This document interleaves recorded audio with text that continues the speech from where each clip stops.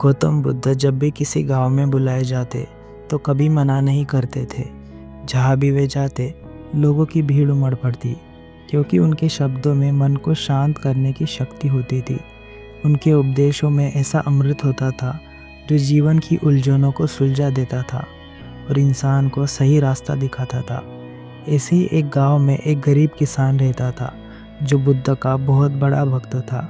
वह रोज़ उनके बारे में सुनता, उनके वचनों को याद करता और मन ही मन उन्हें अपना गुरु मानता था।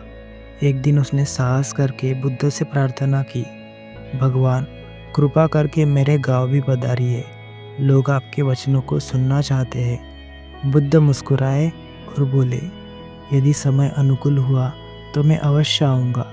कुछ समय बाद बुद्ध सच में उस गांव में पहुँचे। पूरा गांव उन्हें देखने और सुनने के लिए उमड़ पड़ा, लेकिन एक इंसान वहाँ नहीं था, वही किसान जिसने बुद्ध को बुलाया था।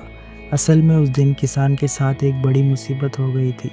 सुबह जब वह उठा तो उसके दोनों बैल गायब थे, वही बैल जो उसके जीवन का सहारा थे, जिनसे वह खेत जोतता था और अपने परिवार का पेट पालता था।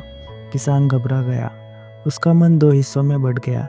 एक तरफ बुद्ध का प्रवचन, जिसे सुनने का वह सालों से सपना देख रहा था, और दूसरी तरफ उसके खोए हुए बैल। वह सोचने लगा, अगर मैं प्रवचन सुनने चला गया और बैल नहीं मिले तो मेरा परिवार क्या खाएगा, और अगर बैल ढूंढने चला गया तो शायद बुद्ध के दर्शन फिर कभी न हो पाए। काफ़ी देर सोचने के बाद उसने मन ही मन कहा, पहले मुझे अपना कर्तव्य निभाना होगा, और वह बैलों की खोज में निकल पड़ा। जंगल, खेत, रास्ते, पास के गाँव, घंटों तक वह भटकता रहा। धूप तेज थी, शरीर थक चुका था, लेकिन वह रुका नहीं। आखिरकार शाम होते होते उसे अपने बैल मिल गए। थका हुआ किसान उन्हें लेकर घर पहुंचा, थोड़ा भोजन किया और थकान से वहीं सो गया। उस दिन वह बुद्ध का प्रवचन नहीं सुन सका। अगले दिन जब उसे याद आया कि बुद्ध अभी भी गांव में है, तो उसका सिर शर्म से झुक गया। डरते डरते वो बुद्ध के पास पहुंचा और हाथ जोड़कर बोला, भगवान मुझे क्षमा कर दीजिए, मेरे बैल खो गए थे, इसलिए मैं कल नहीं आ सका। सभा में सन्नाटा छा गया। लोग सोचने लगे अब बुद्ध क्या कहेंगे। बुद्ध ने किसान की ओर देखा और मुस्कुराकर बोले, मेरी दृष्टि में यही किसान मेरा सच्चा अनुयायी है। लोग हैरान रह गए। बुद्ध ने आगे कहा, इसने उपदेश से अधिक अपने कर्म को महत्व दिया। अगर यह कल यहाँ बैठा रहता और बैल ढूंढने न जाता तो इसका मन मेरे शब्दों में नहीं लगता, इसका मन अपने बैलों में अटका रहता। ऐसे मन से सुनी गई बात कभी आत्मा तक नहीं पहुँचती। फिर बुद्ध ने कहा, तुमने अपने कर्तव्य को पहले निभाया और यही सच्चा धर्म है। लोग समझ गए कि धर्म का अर्थ केवल प्रवचन सुनना या ध्यान लगाना नहीं है।